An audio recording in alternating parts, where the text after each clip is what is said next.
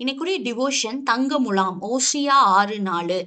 ஒரு சில பேரு ஒரு ஃபேமிலி ஃபங்க்ஷன் டைம்லயோ இல்ல ஏதாவது மேரேஜ் அக்கேஷன்ஸ்லயோ ரொம்ப பளபளப்பா நகைகள் அறிந்திருப்பாங்க. அவங்க எல்லாமே தங்க முலாம் பூசப்பட்டவைகளா இருக்கும். அது தங்கம் போல காட்சியளித்தாலும் கொஞ்ச நாள்ல அதோட மதிப்பு குறைந்து போயிரும். அதோட கலர், பளபளப்பு எல்லாமே மாறி போயிரும். பலருடைய ஆவிக்குரிய வாழ்க்கையிலும் தெய்வீக சுபாவங்கள் என்னும் நற்குணங்கள் இது மாதிரிதான் இருக்கு. அவங்க சபையில போதிக்கப்படும் உபதேசங்களுக்காகவும் தங்களுடைய மன வைராக்கியத்துக்காகவும் ரொம்ப நல்ல உயர்ந்த சுபாவங்களை காண்பிப்பாங்க. அன்புள்ளவங்க போல ரொம்ப பொறுமையா இருக்கிற மாதிரி, தாழ்மையா இருக்கிற மாதிரி பலருக்கு முன்னாடி, சபையாருக்கு முன்னாடி தங்களை காண்பித்துக் கொள்ளுவாங்க. ஆனாலும் சில சோதனையான சூழ்நிலைகள் சந்திக்கிறப்ப, நிலைமைகள் மோசமாக மாறுகின்றப்ப அந்த நல்ல கேரக்டரை இழந்துடுவாங்க. சிலருடைய நற்குணங்கள் சில இடங்கள்ல பார்க்க முடியும், வேறு சில இடங்கள்ல பார்க்க முடியாது.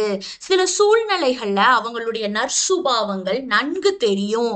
சூழ்நிலைகள் மாறிவிட்டா அதையெல்லாம் மறைந்து விடும். ஏன்னா அந்த நற்குணங்களும் அவங்க உண்மையான கேரக்டரும் நெருங்கிய உறவினால் மட்டும்தான் புரிந்து கொள்ள முடியும். சில பேர் வெளி உலகத்துல ரொம்ப பக்தியா, ஒழுக்கமா, நல்ல குணத்தோடு வாழ்ற மாதிரி காமிப்பாங்க. ஆனா சொந்த இல்லத்துல பிள்ளைகள்கிட்ட, மனைவிட்ட, நெருங்கினவங்களுக்கு மட்டும்தான் அவங்க ட்ரூ கலர்ஸ் தெரியும்.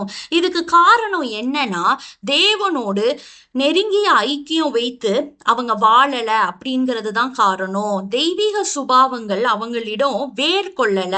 நம்முடைய மத பக்திக்காகவும் உபதேச வைராக்கியங்களுக்காகவும் மாம்சீக பலத்தால நல்ல குணங்களை காண்பித்து அதிக தூரம் பயணம் செய்ய முடியாது.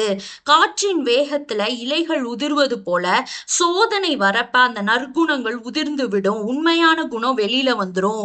தேவனுக்கு உண்மையாக நம்மளை அர்ப்பணிச்சு தினமும் நெருங்கி வாழ்வதால உருவாகும் நல்ல கேரக்டர் மட்டுமே நிலைத்து நிற்கும். நல்ல திராட்சை செடியாக தேவனில் நம்ம இணைந்திருக்கின்ற ஒரு நிலை மூலமா தான் அவரிடம் இருந்து அந்த தெய்வீக சுபாவங்கள் நமக்குள்ளேயும் பாயும்.